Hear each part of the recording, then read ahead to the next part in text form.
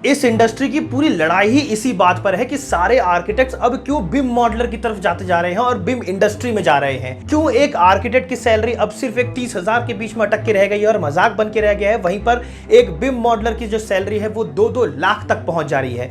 जहां पर एक को ग्लोबल रीच नहीं मिल रहा, वहीं पर बिम आर्किटेक्ट को इंडिया में बैठे बैठे ग्लोबल प्रोजेक्ट करने का मौका मिल रहा है। आखिर ये क्या चल रहा है पूरे आर्किटेक्चर इंडस्ट्री में, जहां पर सारे आर्किटेक्ट जो है वो लगे हुए हैं अब बिम को एज अ अल्टरनेटिव कैरियर देखने में।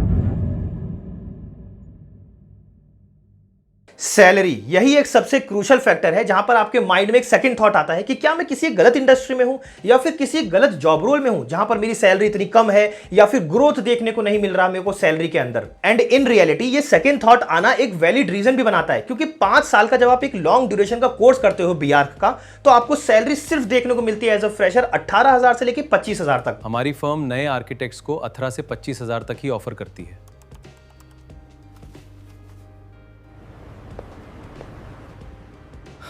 अब बताओ ये कहां से जस्टिफाइड है कि सिर्फ 25,000 तक आपको सैलरी देखने को मिल रही है, और वहीं पर जब आप इसमें 2 साल एक्सपीरियंस हो जाते हो ना तो आपको सैलरी देखने को मिलती है अप टू 45,000।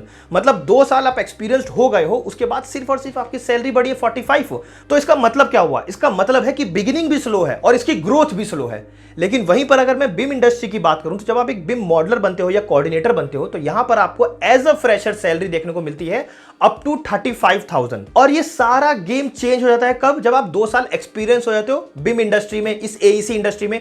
यहां पर आपको सैलरी डायरेक्ट देखने को मिलती है up to 80,000, including all the perks, incentive और परफॉर्मेंस बोनसेस भी मिलते हैं इसमें। तो ये सारे इंक्लूड करके आपकी सैलरी अप टू पहुंच जाती है 80,000।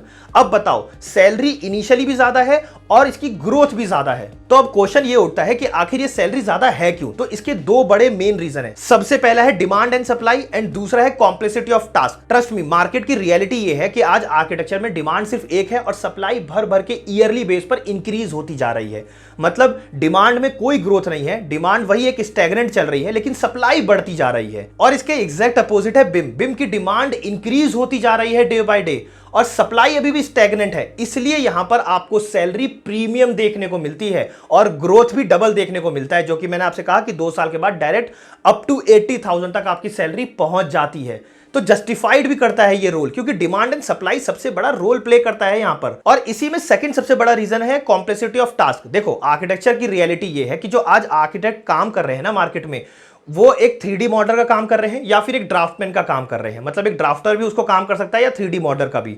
तो यहां पर आप देखोगे ना, वर्क बहुत लिमिटेड है। मतलब कि ये है कि एक जॉब रोल, जो मैंने आपसे कहा कि डिमांड एक है, तो यहां पर 3 लोग क्लेम कर सकते हैं, एक आर्किटेक्ट भी कि मैं ये काम कर सकता हूं, एक 3D मॉडलर भी और एक ड्राफ्टमैन भी। इसलिए कई बार आपको ये कंप्लेन देखने को मिलती होगी जो अक्सर आर्किटेक्ट करते हैं कि लोग क्या करते हैं कि वो पिन इंटरेस्ट से अपना घर बनवा लेते हैं, या कई बार क्या करते हैं कॉन्ट्रैक्टर से अपना घर बनवा लेते हैं। तो एक्चुअली में वो रियलिटी नहीं समझ रहे कि कॉम्प्लेक्सिटी ऑफ टास्क यहां पर है ही नहीं, इसलिए कोई भी पिन इंटरेस्ट से के बना पा रहा है, या फिर इसलिए कोई भी कम 19-20 के फर्क के साथ कॉन्ट्रैक्टर से अपना घर बनवा ले रहा है, या फिर कई बार लोग सिविल इंजीनियर से या फिर किसी ड्राफ्टमैन से अपना नक्शा बनवा लेते हैं।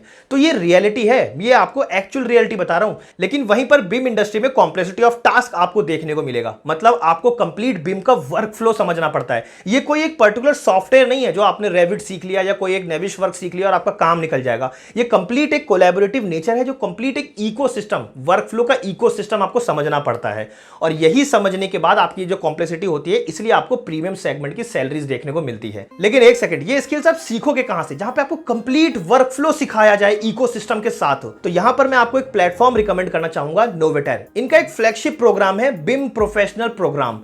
ट्रस्ट मी, 7 मंथ का आपको ये ड्यूरेशन का प्रोग्राम देखने को मिलता है। यहां पर आपको कंप्लीट इकोसिस्टम समझाया जाता है। इनके बिम प्रोफेशनल प्रोग्राम में आप सिर्फ लेक्चर्स नहीं अटेंड करते हो या सिर्फ ट्यूटोरियल्स देख के नहीं सीखते हो, यहां पर एक्चुअली में आप उनको इंप्लीमेंट भी करते हो। मतलब एक कंप्लीट बिम का वर्कफ्लो इकोसिस्टम सीखते हो और उसको इंप्लीमेंट करने के लिए रियल वर्ल्ड प्रोजेक्ट पर इंप्लीमेंट करते हुए सीखते हो। मतलब कि आपको एट द सेम टाइम सीखते हुए ही रियल वर्ल्ड प्रोजेक्ट का एक्सपोजर भी मिल गया, जो कि आप बाद में चल के अपने पोर्टफोलियो में शोकेस भी कर सकते हो। और साथ में आपको वन ऑन वन मेंटरशिप देखने को मिलती है फ्रॉम एक्सपीरियंस इंडस्ट्री प्रोफेशनल्स के थ्रू, जो आपकी हेल्प करते हैं इंटरव्यू में और at the same time career guidance में भी आपकी हेल्प करते हैं। और इनका बेस्ट पार्ट बताऊं, इनका कोर्स एनरोल करने के बाद आपको डायरेक्ट 8500 प्लस प्रोफेशनल्स की कम्युनिटी का पार्ट बनने का मौका मिलता है। मतलब कि इसकी वजह से आपकी नेटवर्किंग स्ट्रांग होगी और फ्यूचर अपॉर्चुनिटीज या फिर रेफरल्स आपको ज्यादा कंपैरेटिवली देखने को मिलेगी, जो आपको फ्यूचर में हेल्प ही करने वाली है। और इनका ये कोर्स कंप्लीट करने के बाद आपको ऑथराइज्ड ऑटोडेस्क का सर्टिफिकेट देखने को मिलता है और साथ में गवर्नमेंट बैक्ड एनएसडीसी सर्टिफिकेट भी देखने को मिलता है, जो एक्चुअली में आप अपने पोर्टफोलियो में एक्स्ट्रा क्रेडिबिलिटी के लिए यूज कर सकते हो। और अल्टीमेटली ये सिर्फ सॉफ्टवेयर सीखने के बारे में नहीं है, ये एक्चुअली में पोर्टफोलियो बिल्ड करने के बारे में है। और वो जो रियल वर्ल्ड के आप प्रोजेक्ट का एक्सपोजर ले रहे हो ना, तो वो एक्सपीरियंस लेने के बारे में है, जो इंडस्ट्री में फर्म्स सीरियसली लेती है और जिसकी एक्चुअल में डिमांड है। तो अगर आप अपना कैरियर अपग्रेड करने के बारे में सीरियस है तो नोवेटेयर के इस प्रोग्राम का लिंक मैं आपको नीचे डिस्क्रिप्शन बॉक्स में और साथ में कमेंट बॉक्स में पिन कर दूंगा, ताकि आप आज ही इनका करिकुलम चेक कर सको। चलिए तो अब चलते हैं हमारे सेकंड फैक्टर की तरफ कि क्यों अब एक आर्किटेक्ट जो है वो बिम को अपना अल्टरनेटिव कैरियर मान रहा है। दूसरे मेजर फैक्टर की अगर मैं बात करूं, वो क्लियरली यहां पर देखने को मिलता है ग्लोबल रीच। देखिए, आर्किटेक्चर जो प्रोजेक्ट बनाया गया है वो है कि आप 10x20 का भी घर कर सकते हो, 20x30 का, 30x40 का, कोई एक मॉल बनाना चाहो तो वो जितना बड़ा प्रोजेक्ट होगा उतनी कॉम्प्लेक्सिटी आपकी बढ़ती चली जाती है ड्राइंग के अंदर करने के लिए। लेकिन यहां पर जो बिम को बनाया गया है वो मेगा प्रोजेक्ट्स करने के लिए ही बनाया गया, जैसे दिल्ली मेट्रो कॉर्पोरेशन वालों ने भी किया था, रेल कॉर्पोरेशन वालों ने भी इसको यूज किया था। वहीं पर अगर आप देखोगे जितने भी एयरपोर्ट बन रहे हैं वो सारे अब जो है वो कंप्लीट यूज करते हैं किसको, बिम को यूज करते हैं। और वर्ल्ड वाइड, इंडिया से बाहर दुनिया में हर जगह मैंडेटरी है, क्योंकि गवर्नमेंट के जितने भी आपको प्रोजेक्ट करने हैं उसमें मैंडेटरी है, आपको ISO 19650 जो है वो स्टैंडर्ड कंप्लाई करना ही करना है, उसी के बेस पर काम होना है। तो जितने भी ग्लोबल लेवल के जो प्रोजेक्ट है ना, वो भी इंडिया में ही आके करवाया जा रहा है। मतलब वो या तो फर्म खोल ले रहे हैं या फिर इंडियन आर्किटेक्ट से ही करवा रहे हैं। तो यहां पर हो क्या रहा है, आपको सैलरी जो है वो भी ज्यादा देखने को मिलती है, क्योंकि आप ग्लोबल लेवल के प्रोजेक्ट्स कर रहे हो यहां पर बैठे बैठे, या फिर इंडिया के अगर प्रोजेक्ट कर रहे हो तो मेगा लेवल के कर रहे हो। दूसरी चीज यहां पर है कि ग्लोबल रीच। ग्लोबल रीच मतलब आप इंडिया में बैठे बैठे ग्लोबल प्रोजेक्ट कर रहे हो, तो कभी आपको ग्लोबली अगर आपको कहीं जाना हुआ, अब्रॉड में कहीं जाके शिफ्ट होना हुआ या जॉब ढूंढनी हुई, तो आपको ऑलरेडी एक्सपीरियंस है ग्लोबल प्रोजेक्ट का, क्योंकि आप डे वन से ग्लोबल प्रोजेक्ट ही कर रहे हो,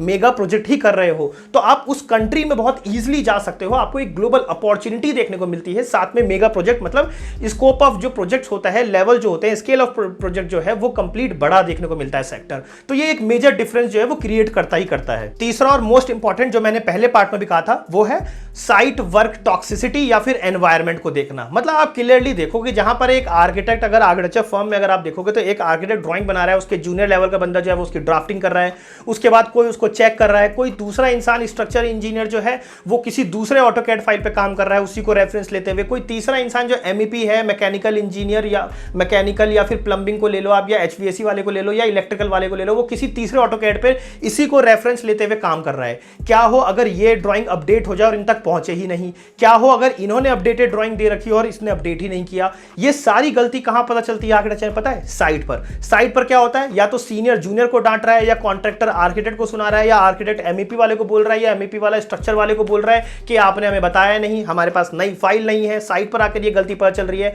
और ये सारा मिल जाता है एक ब्लंडर पे, सिर्फ ब्लेम गेम चलता रहता है और ये टॉक्सिसिटी बढ़ती है। मतलब काम जितना आसान था करना, कोऑर्डिनेशन उतना ही टफ था आर्किटेक्चर के अंदर, क्योंकि कोई कोऑर्डिनेट नहीं कर पा रहा था। आप आज किसी को अपनी ड्राइंग भेज रहे हो, 2 दिन बाद तो वो रिवर्ट कर रहा है, तीसरे दिन कह दे रहा है सॉरी मैंने वो आपका मेल ही नहीं देखा, चौथे दिन जो है वो उसका रिवर्ट बैक मिल रहा है आपको। तो ये कोऑर्डिनेशन करना टफ है, क्योंकि इतने सारे लोगों के पास अलग अलग फाइल्स हैं कि वो कोऑर्डिनेट नहीं हो पाती। ईजी तो है काम, लेकिन कोऑर्डिनेशन टफ है यहां पर। और यहां पर क्या है, कॉम्प्लेक्सिटी ऑफ टास्क है, लेकिन कोऑर्डिनेशन उतना ही ईजी है।